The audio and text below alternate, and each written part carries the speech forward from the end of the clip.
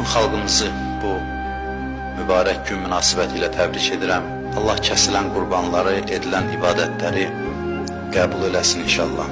Hər bir xeyir iş üçün həyatda müəyyən fürsətlər olur. Hər bir insana qurban etmək, qurban vermək, fədakarlıq eləmək fürsəti nəsib olmur. Qurbanlıq fürsətinin zirvələrindən biri şəhidlikdir. Şəhidlik özü qurbanlığın ali dərəcələrindən biridir.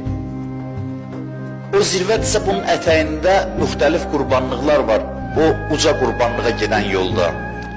Fədakarlıq edən, nədənsə keçməyi bacaran, qurban verməyə hazır olan insanlar sonunda canlarını da qurban verə bilirlər. Qurban çox mühüm mövzudur. Ana mövzulardan, strateji mövzulardan biridir. Valideynlər övladlarını tərbiyə edərkən desin ki, oxu, diplom al, işdə, savada gələn. Nə üçün bunlar?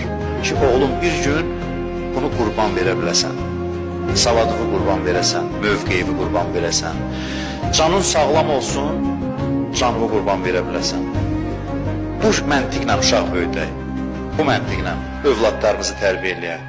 Dəyərli yaşa, qiymətli ömür yaşa. Ki, qiymətli ömürləri alır Allah. Allah dəyərsiz ömrün müştərisi deyil. Qurbanın əsas fəlsəfəsi budur. Qurban bizə bunu öyrədir.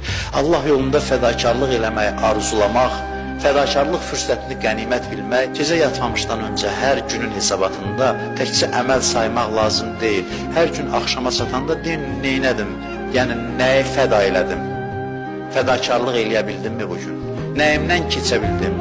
Günlər keçirsə, sən heç nəyindən keçmirsənsə, onda Allahın qapısına gedək, yalvaraq ki, nəsib eləsin, qismət eləsin ki, biz də qurbanlıq verə bilək. Qurbanlıqlar verə bilək. Qurbanlıq verdikcə axırda bir gün gələr ki, ən həll edici qurbanlığı Allah istəyər, o zaman da o insana nəsib olar. Bu bayramı bütün müsəlmanlara mübarək olsun deyirəm. Allah qurban bayramını İslam aləminə mübarək eləsin.